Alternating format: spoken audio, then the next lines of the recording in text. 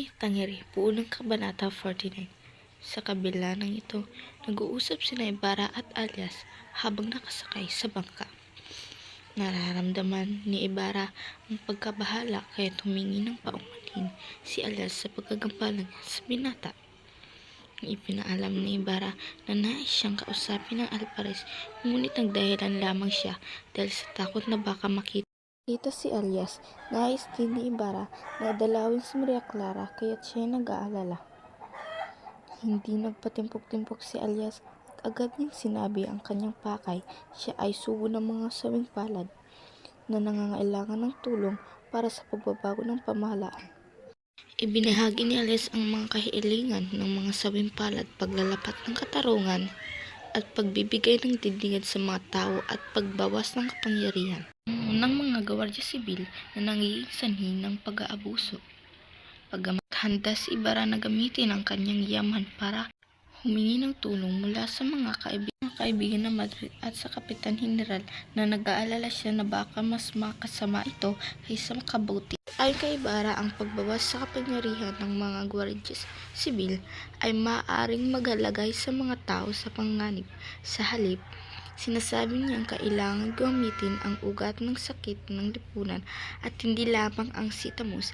Kahit sa mga hulugan nito ang paglalapat ng hapding panlunas. Nagkaroon ng debate si Alias at Ibarra tungkol sa papel ng simbahan at ang dahilan ng panlulinisan ng mga tao, bagamat kapwa mahal nila ang bayan. Hindi napapayag ni Alias si Ibarra na sumang-ayon sa kanyang pakiusap. Sa huli, sinabi ni Alias na sasabihin niya sa mga sabing palad na umasa na lamang sa Diyos. Kabanatang 50. Sa kabanatang ito, binahagi ni Alias ang kanyang mapait na pinagmulan kay Ibarra.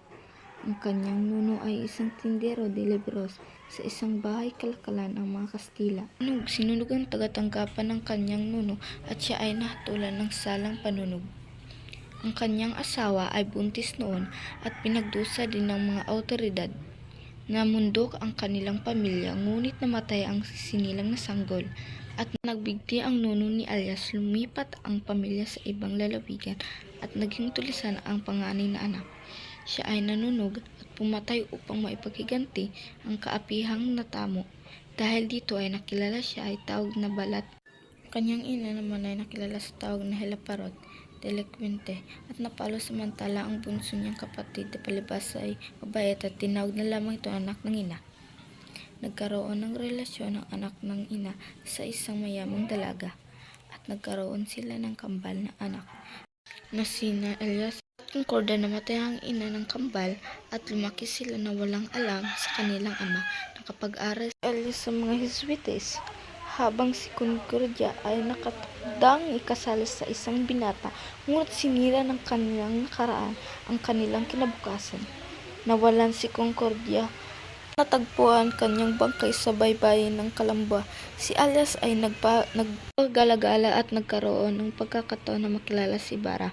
Nang makarating na sa baybayin, sina Ibarra at Alias nagpaalam na ang una at inutusan si Alias na kalimutan na siya at huwag nang batiin sa kahit anong sitwasyon na magkita sila.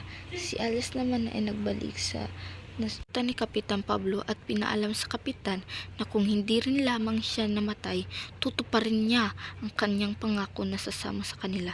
Sa oras na ipasya ng lider na dumating na ang panahon na makikipaglaban sa mga Kastila.